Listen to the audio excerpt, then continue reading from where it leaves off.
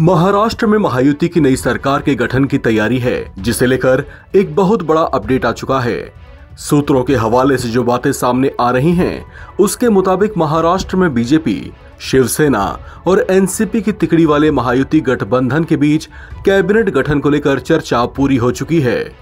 महाराष्ट्र के नए मंत्रिमंडल का स्वरूप कैसा होगा, किस दल के कोटे में कौन कौन से मंत्रालय जाएंगे और तीनों दलों से किन किन को मंत्री बनाया जाने वाला है, इस पर भी आपसी सहमति बनने की बातें सामने आ रही हैं। इसके अलावा महाराष्ट्र में शपथ ग्रहण की तारीख और समय भी फिक्स हो गया है। चर्चाओं के मुताबिक 5 दिसंबर वो तारीख होगी जब महाराष्ट्र को नया मुख्यमंत्री मिल जाएगा और उसी के साथ महाराष्ट्र में महायुति की नई सरकार का भी गठन हो जाएगा। शपथ ग्रहण समारोह का आयोजन मुंबई के ऐतिहासिक महत्व वाले आजाद मैदान में शाम 5 बजे होगा, जिसमें प्रधानमंत्री नरेंद्र मोदी और केंद्रीय गृह मंत्री अमित शाह समेत महायुति के तमाम बड़े नेता शामिल हो सकते हैं। ये जानकारी महाराष्ट्र बीजेपी के अध्यक्ष चंद्रशेखर बावनकुले ने साझा की है। इन तमाम बड़ी जानकारियों के बीच ये जानकारी जो इस समय महाराष्ट्र की राजनीति में सबसे ज्यादा चर्चा का विषय बनी हुई है, वो ये है कि मुख्यमंत्री आखिर होगा कौन। उस पर अभी तक भारतीय जनता पार्टी ने चुप्पी साध रखी है।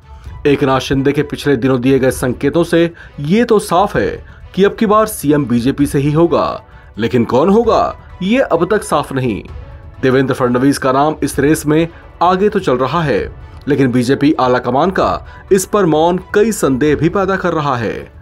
चर्चा ये भी है कि जैसा मध्य प्रदेश और राजस्थान में शपथ ग्रहण से ठीक पहले नए मुख्यमंत्री के नाम से पर्दा उठाया गया था और जैसे इस पद के लिए बिल्कुल फ्रेश चेहरों को मौका दिया गया था, कहीं महाराष्ट्र में भी तो ऐसा ही कुछ किए जाने की उम्मीद तो नहीं है। 288 विधानसभा सीटों वाले महाराष्ट्र में महायुति ने कुल 230 सीटें जीती हैं। इसमें भी बीजेपी को सबसे ज्यादा 132 सीटों पर, शिवसेना को 57 और एनसीपी को 44 सीटें मिली हैं। ऐसे में चर्चा है कि महाराष्ट्र कैबिनेट में भी बीजेपी के पास सबसे ज्यादा मंत्री पद जा सकते हैं। महाराष्ट्र कैबिनेट में अधिकतम 43 मंत्री हो सकते हैं। ऐसे में चर्चा है कि बीजेपी 43 में से 21 मंत्री पद अपने पास रखे, जबकि शिंदे की शिवसेना को 12 मंत्रालय और अजीत पवार की एनसीपी को 9 मंत्रालय मिल सकते हैं।